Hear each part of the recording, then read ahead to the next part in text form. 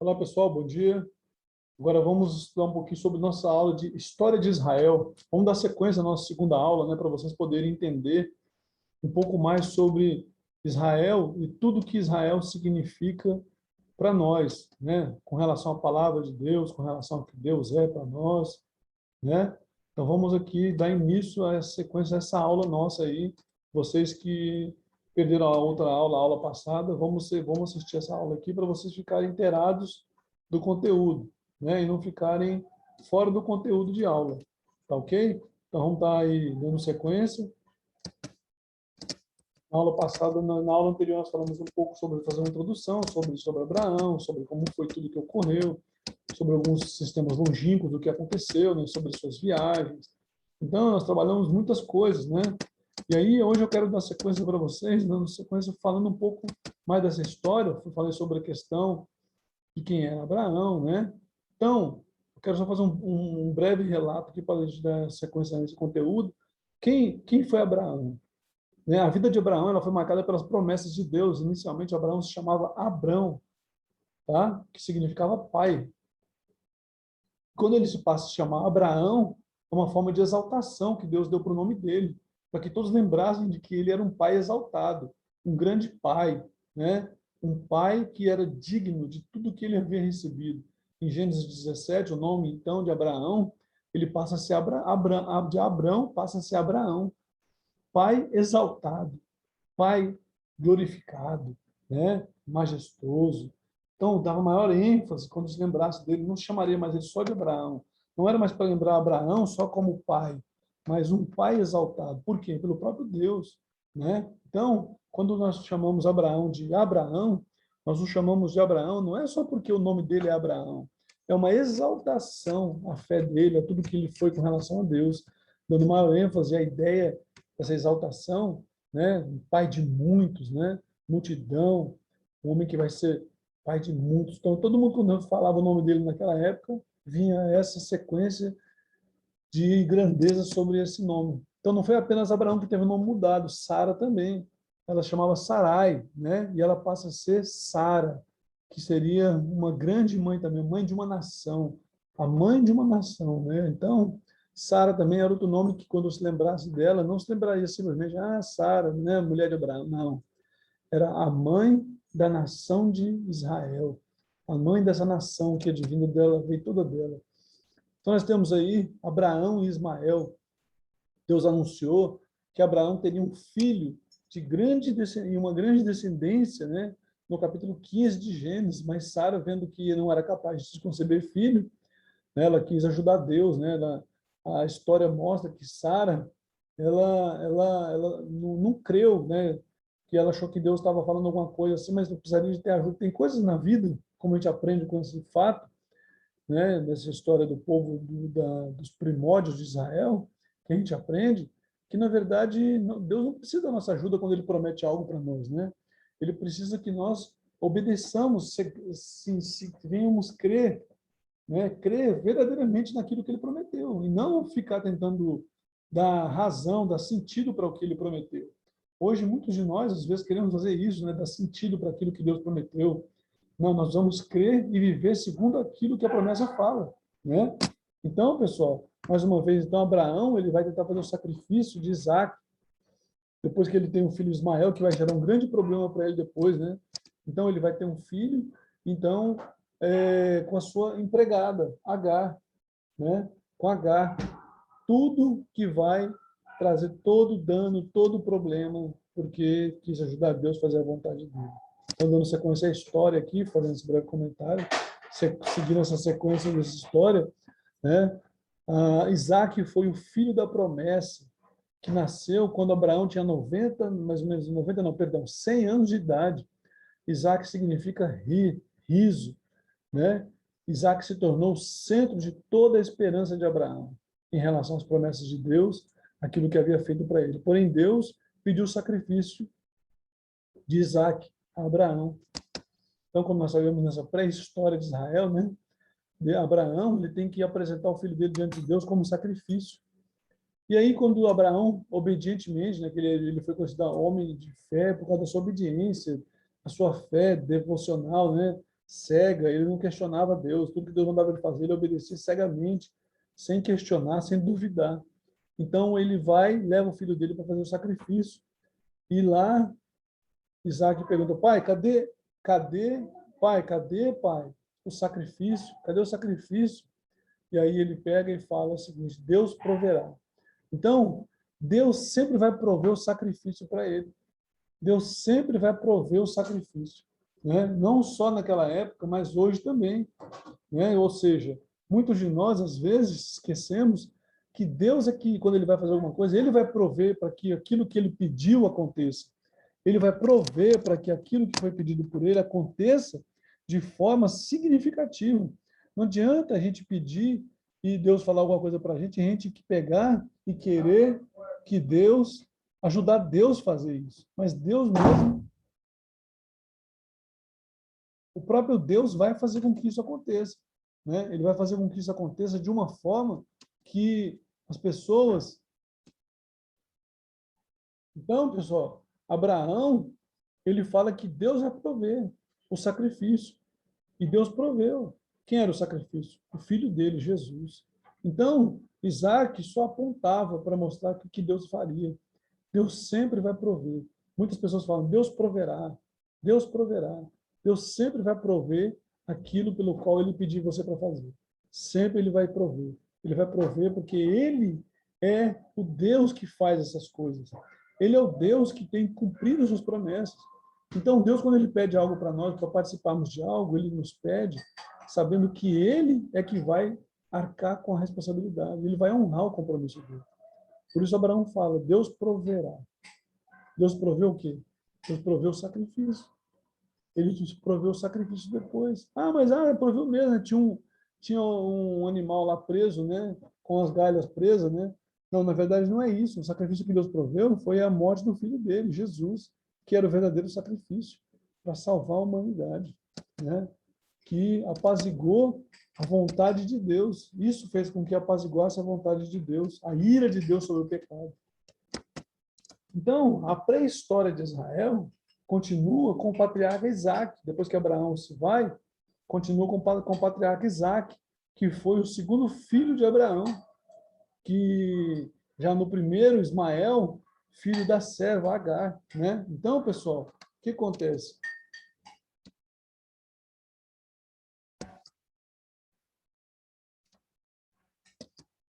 Isaac se torna o herdeiro que daria continuidade à promessa que o Senhor havia feito a Abraão, e não Ismael.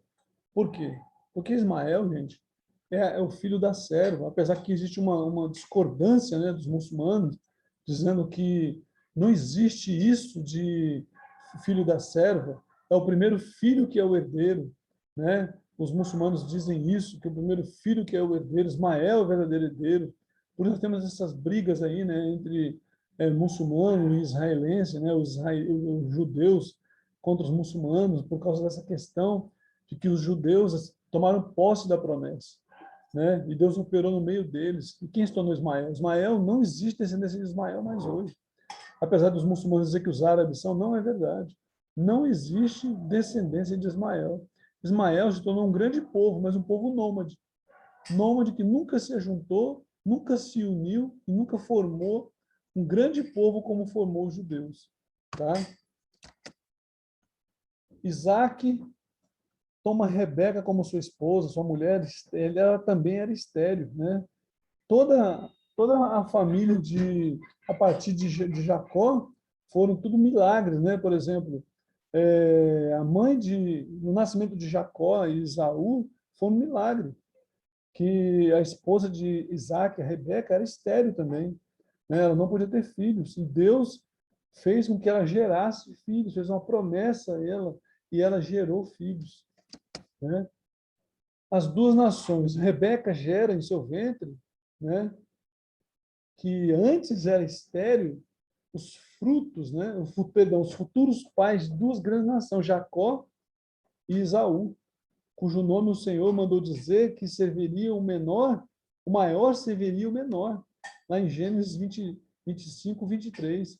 Então, pessoal, o que acontece? Olha só, presta atenção. Essas duas grandes nações, Deus fez a promessa, mas Esaú nunca se tornou uma grande nação. Por que não?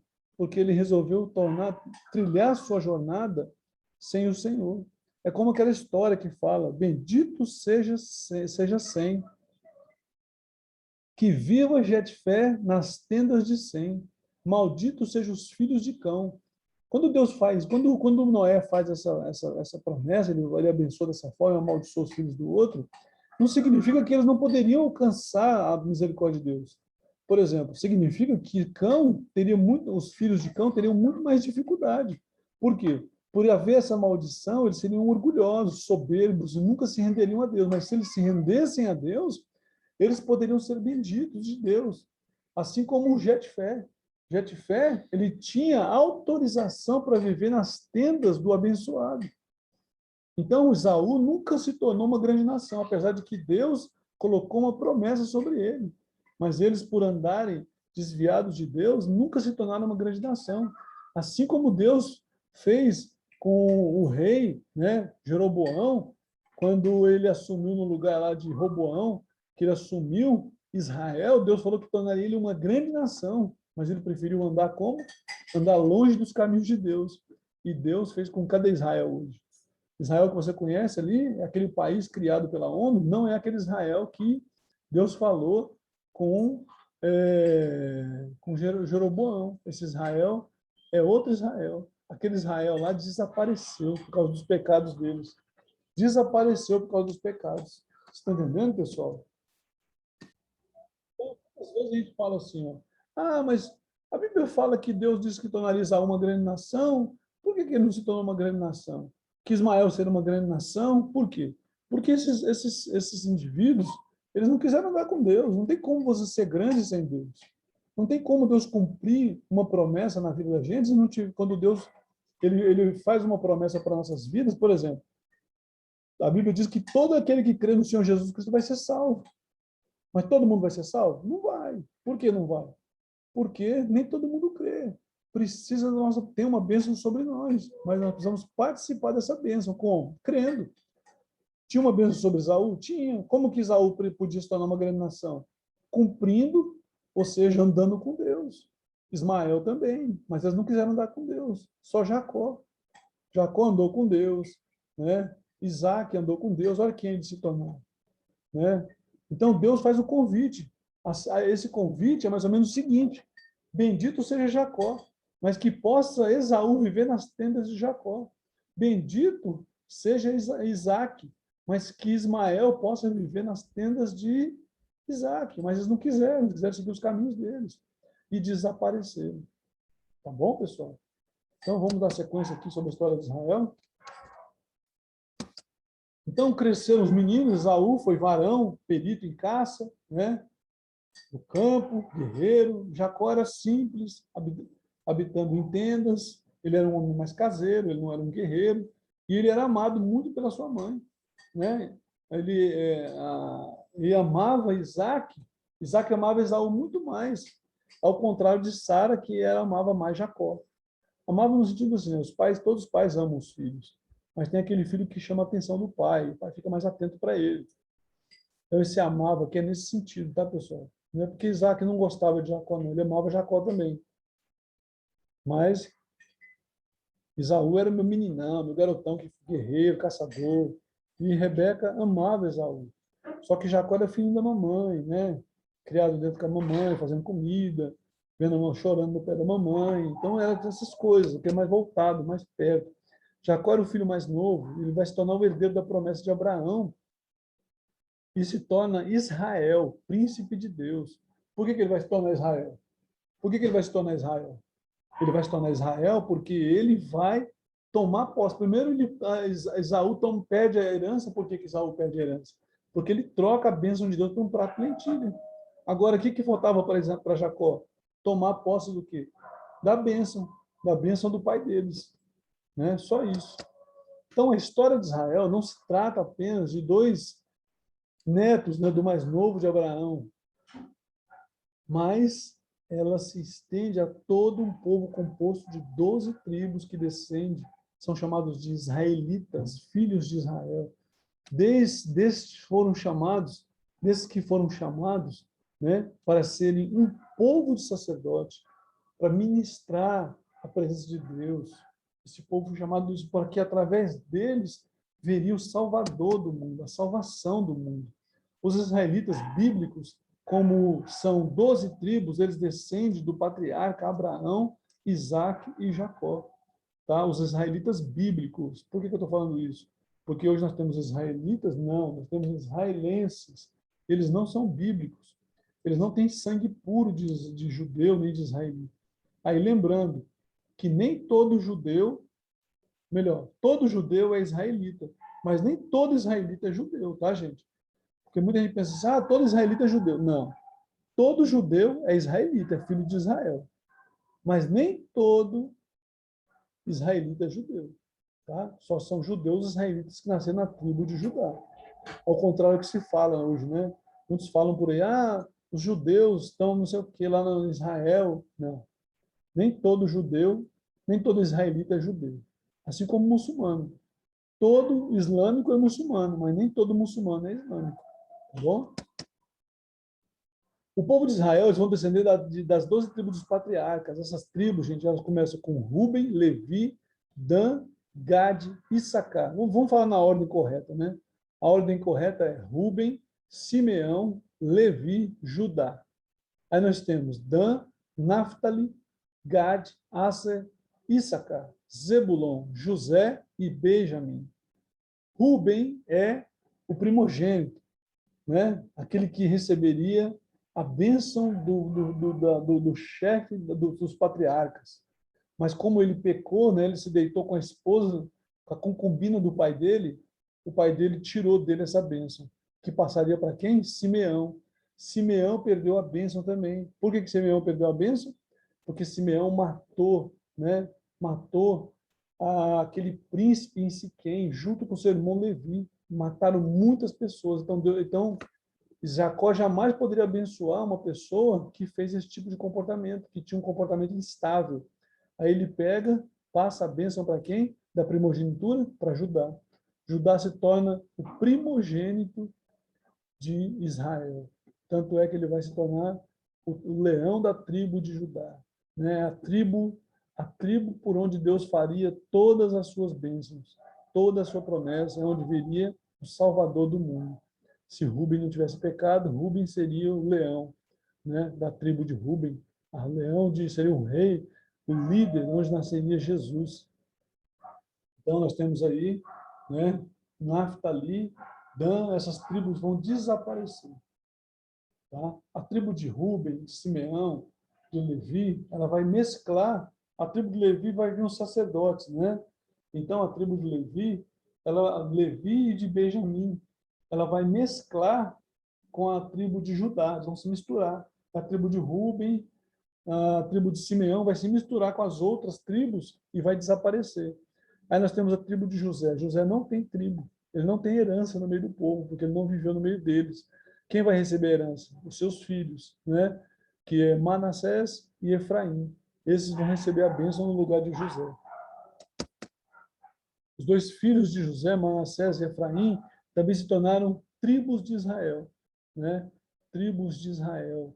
A tribo de Levi não recebeu herança com as outras tribos. Então, nós temos aí que José não recebeu e Levi também não. Então, Manassés e Efraim vai tomar o lugar dos dois na bênção. Ok? Nós temos a história de Israel aí, em alguns sentidos, tais como temos Israel como clã, que começa a partir do patriarca Jacó.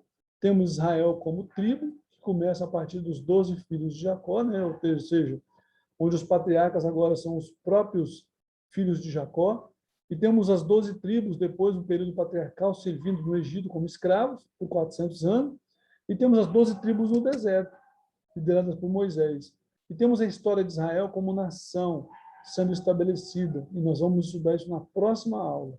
Tá bom, pessoal? Então, na próxima aula a gente vai estudar sobre isso. Leia o slide, acompanhe o vídeo. Não deixem de fazer, tá? Não deixem de fazer aquilo que eu pedi para vocês. Assistam o vídeo corretamente, façam as leituras, tá bom? Então, fiquem com Deus e até a próxima aula.